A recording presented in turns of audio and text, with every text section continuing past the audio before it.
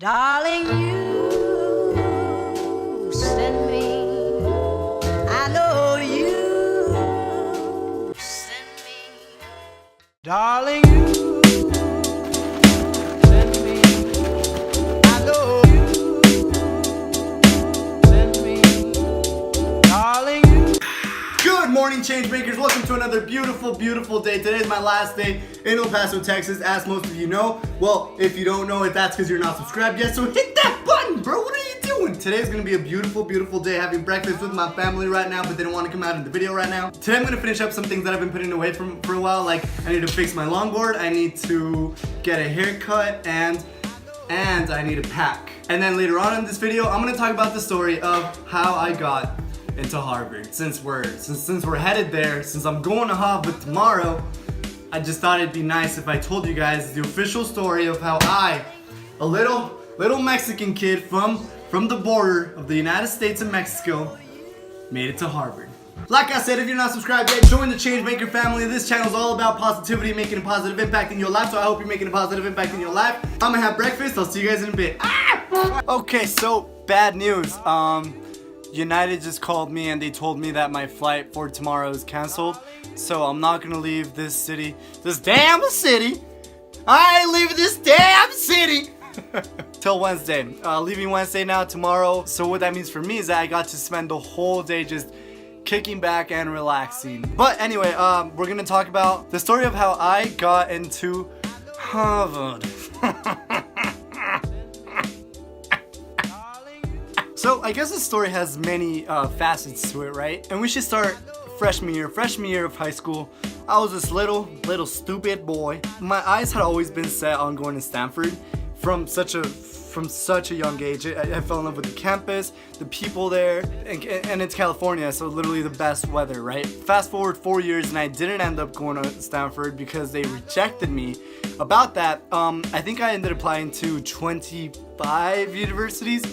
I'll post some of the ones I remember right here. I applied to these and I think I only got denied by 2 or 3 of them, one of them of course being Stanford. But when I try to think of, you know, like why did I get into these places? Because it wasn't only one place. Obviously, a lot of places were able to see that I'm a spectacular kid. Shit! I also ended up getting over, I think it was 1.2 million in scholarship money just from the universities and outside awards, all that stuff. So what did I do, right? The golden question. Let's take it in steps. First, grades. You need the grade. Get the grade, whatever means necessary.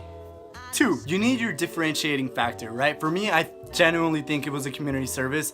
I did so much community service. For a lot of my other friends, they started their own businesses, nonprofits, all this cool stuff. But what I've noticed, without miss, every kid at Harvard that got in, they had their own little thing going for them, right? So for me, it was just doing a bunch of community service. So there were a bunch of cool community service organizations that I was helping out at. Then when I got to Harvard, I continued this community service by teaching kids government classes. So when it was senior year, I didn't actually think I could get into the top schools, even though, I mean, I figured I only get to apply to college once, so I might as well just add my favorite ones, like my dream schools, and just put my name on the list and throw it in the bucket. Realistically, I thought I could get into like a good school, you know? I thought I could get into something like Baylor, which was actually the first school that accepted me, which is awesome because I love Baylor. But I didn't think I was actually going to be able to get into the Ivy League just because it's so competitive, and like I would look at the students there and it's like, dang, like these students are doing so much, like I'm not doing any of this shit. Now at the end of the day, I don't want to say I got in purely because of luck, but for sure, without any single doubt, there was a lot of luck involved. And I've talked to a lot of my friends and they say the exact same thing. Like, sure, you can have the best ACT, SAT score, you can have the best grades, the best community service, the best resume. That still won't get you into a lot of universities. I mean, it's honestly a lot of luck and obviously a lot of hard work, but you have to realize when you apply to these universities, literally all the other students have the exact same grades, the exact same ACT or SAT scores. And on top of that, they already had dinner with the president like 3 times, which is stupid. Pisses me off. Kidding. But the thing is, you're probably watching this video right now because you want to know how you can get into Harvard. And the reality is, you won't know unless you apply. Just apply. Just 3 simple things. Get the grades, have a differentiating factor, whether it be your story. You can have the most insane story. Maybe you made it through hell in high school, or maybe you saved a life. I don't know what you've been through, but tell your story, because this can also be a differentiating factor. And if it's not your story, then do something cool. Start a business, start a nonprofit, do all that crazy jazz. And if you don't know how to do it, watch a YouTube video, read a book, and just do it.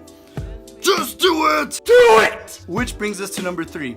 Apply. I genuinely did not expect to get into so many colleges. I wasn't the valedictorian or the salutatorian. Is that what it's called? I don't know. Definitely wasn't the kid who applied himself the most. I still don't apply myself the most. But one thing I can say is that I'm definitely the kid that did try. A lot of my friends didn't even apply to these top universities, even though they told me that they wanted to go. And when I would ask them, why didn't you apply?